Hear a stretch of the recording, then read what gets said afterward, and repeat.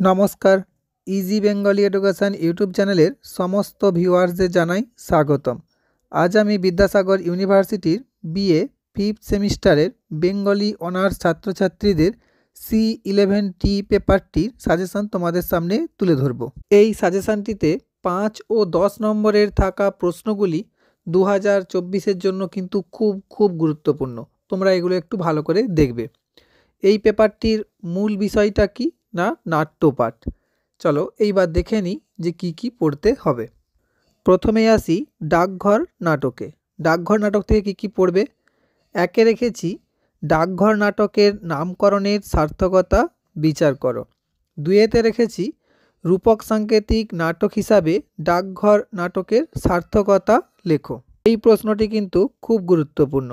তিনেতে রেখেছি ডাকঘর নাটকের সংলাপের সার্থকতা লেখো। চারেতে রেখেছি ডাকঘর নাটকের মাধব দত্ত চরিত্রটি লেখো। পাঁচেতে রেখেছি ডাকঘর নাটকের অমল চরিত্র লেখো এবং তার মধ্য দিয়ে রবীন্দ্রনাথ কি বোঝাতে চেয়েছেন তা লেখো।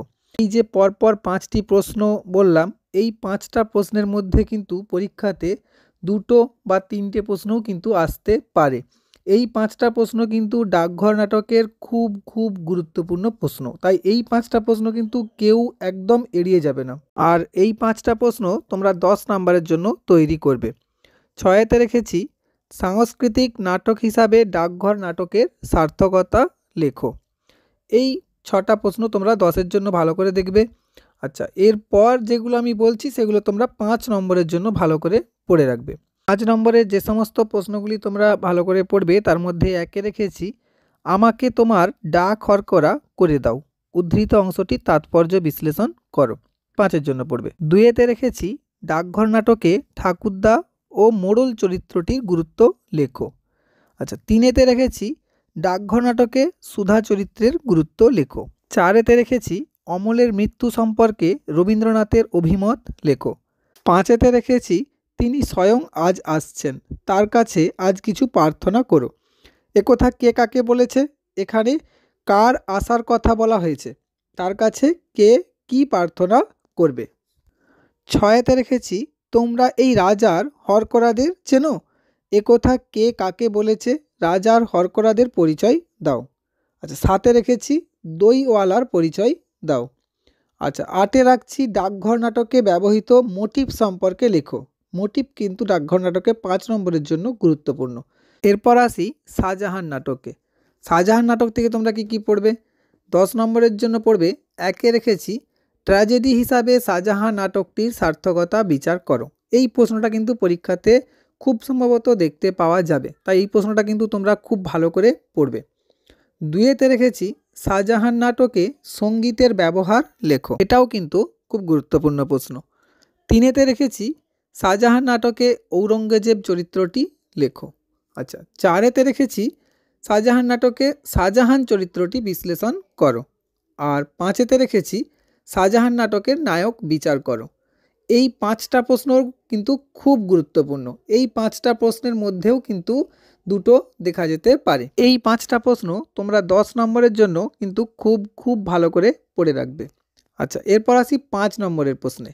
এখান থেকে 5 নম্বরের যে সমস্ত প্রশ্নগুলি পড়বে তার মধ্যে একে রেখেছি আমার হৃদয় এক শাসন জানে, সে শুধু স্নেহের শাসন, উক্তিটি কার, কী কারণে বলেছেন। 2-এতে রেখেছি সে আমার পুত্র, আমার উদ্ধত পুত্র, আমার লজ্জা, আমার গৌরব, উক্তিটি কার, প্রসঙ্গ উল্লেখ করে ব্যাখ্যা করো। 3-এতে রেখেছি হত্যার প্রতিশোধ হত্যা নয়, পাপে পুণ্যের প্রতিষ্ঠা হয় না, উক্তিটি কার, কেন বলেছেন। আচ্ছা, 4-এতে রেখেছি আমি তোমাকে অভিশাপ দিচ্ছি, ক্রুদ্ধ ফণিনীর উষ্ণ নিঃশ্বাসে আমি তোমাকে অভিশাপ দিচ্ছি, কে কখন কাকে বলেছে, কি অভিশাপ দিয়েছে, কেন। 5-এতে রেখেছি কে বলে আমি ভাতৃহত্যা করেছি, এ কাজীর বিচার, কে কাকে কখন বলেছে, কি উত্তর পেয়েছেন। এই যে 5 নম্বরের 5টা প্রশ্ন বললাম, এই 5টা প্রশ্নও কিন্তু তোমরা একটু ভালো করে দেখে রাখবে। এরপর আসি সধবার একাদশীতে। কিন্তু তার আগে বলে নিই, তোমরা যারা ভিডিওটি দেখছো তারা অবশ্যই চ্যানেলটি সাবস্ক্রাইব করে ভিডিওটি লাইক করে বন্ধুদের মধ্যে শেয়ার করে দিও। আর প্রয়োজনে ডেসক্রিপশান বক্সে দিয়ে থাকা টেলিগ্রাম চ্যানেলের লিঙ্কে তোমরা জয়েন হয়ে যেতে পারো, কারণ পরীক্ষার সময় আমি ওখানে খুব গুরুত্বপূর্ণ প্রশ্নগুলি বলে দেব। চলো এইবার দেখে নেওয়া যাক সধবার একাদশী থেকে কি কি পড়তে হবে।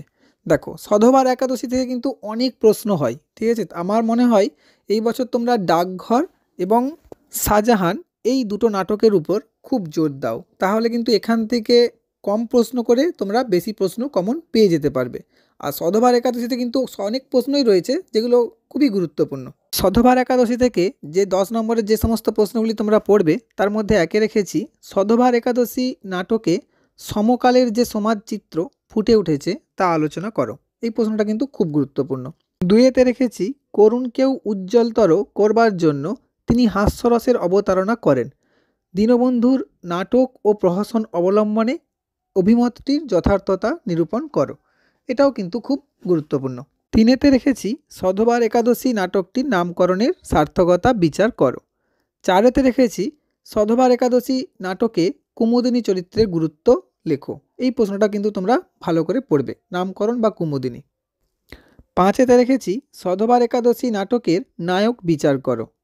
6-এতে রেখেছি সধবার একাদশী উদ্দেশ্যমূলক নাটক বিচার করো। এই প্রশ্নটাই ঘুরিয়ে বলতে পারে সধবার একাদশী নাটকটি উদ্দেশ্যমূলক হলেও স্রেফ প্রচারধর্মী নয়, এ বিষয়ে তোমার মতামত ব্যাখ্যা করো।